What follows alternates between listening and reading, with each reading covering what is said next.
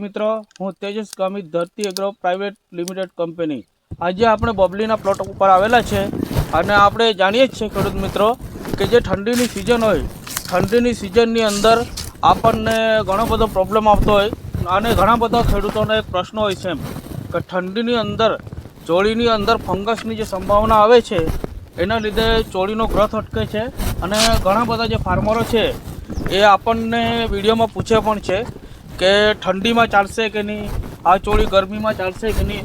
ધરતી સીડની બબલી જે વેરાયટી છે એના માટે ઘણા ખેડૂતોના પ્રશ્નોનું નિરાકરણ કરવાના છે. આપણે ગરમીમાં પણ વિડીયો નાખેલા છે અને આપણે ઠંડીમાં પણ વિડીયો નાખેલા છે ફાર્મર મિત્રો.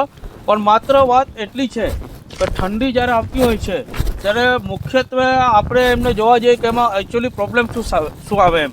તો જે ઠંડી આવે એમાં આપણે જમીનજન્ય રોગો એટલે કે ફૂગ આવવાની સંભાવના વધારે હોય છે.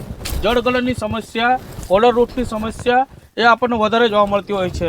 તો તેના માટે આપણે ફાર્મર મિત્ર આજે ઠંડીની સિઝનની અંદર ઠંડીમાં અત્યારે લગભગ 13 ઓક્ટોબરની દિવસે આનું સોઈંગ થયેલું છે અને અત્યારે સ્ટાર્ટઅપ જ એમને હાર્વેસ્ટિંગ ચાલુ છે સ્ટાર્ટઅપમાં.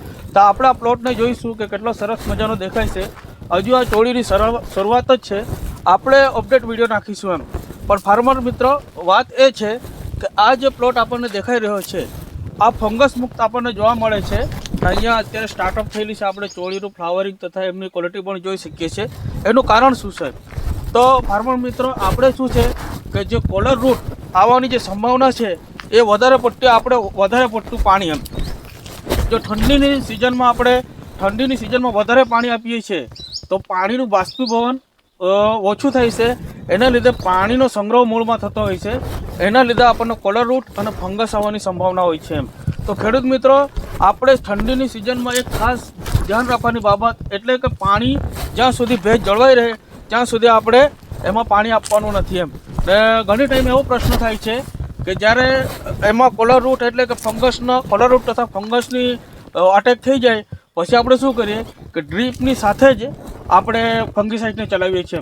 એમાં શું થાય કે એમાં જે ફંગીસાઇડનું રિઝલ્ટ કપાઈ જાય છે અને વધારે પડતું પાણી અટેક થાય છે.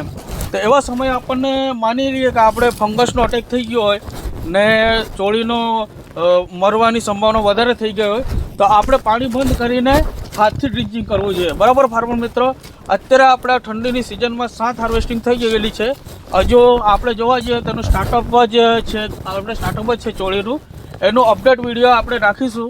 તો આપણે આજે વિડીયો બનાવવા આવેલા છે આ તાપી જિલ્લાનો અને સંગોળ તાલુકાનું મીરપુર ગામ છે. ફાર્મરનું નામ છે રોબિનભાઈ. બરાબર, તો આમનો આપણે ફરીથી અત્યારે એની શરૂઆત છે એટલે 4-5 મણ જેટલી પર ડે હાર્વેસ્ટિંગ થાય છે. 1300 સીટ્સ છે અને હજુ એને આપણે અપડેટ વિડીયો નાખીશું.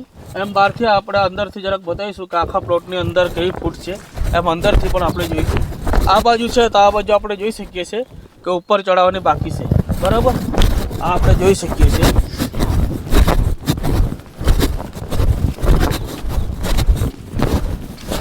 જે મલ્ચિંગ છે આપણે જોઈ શકીએ છીએ. અહીંયા નજીકથી આપણને કેમેરામાં બતાવશે કે આ જે આપણે અગાઉ વિડીયો નાખ્યો હતો એટલે કે ધરતી સીડના ટીંગો કારેલાનો નાખ્યો હતો. અહીંયામાં 2 વખત પાણી ભરાઈ ગયું હતું અને પાણીને લીધે જે બેડ છે આખો એમ ચોપટ થઈ ગયું છે. જમીનની સમતલ છે આપણે જોઈ શકીએ છીએ. અહીંયા પણ જોઈ શકીએ છીએ આ પાણીની સમતલમાં જ છે એટલે કે એકદમ સમતલ થઈ ગયું છે.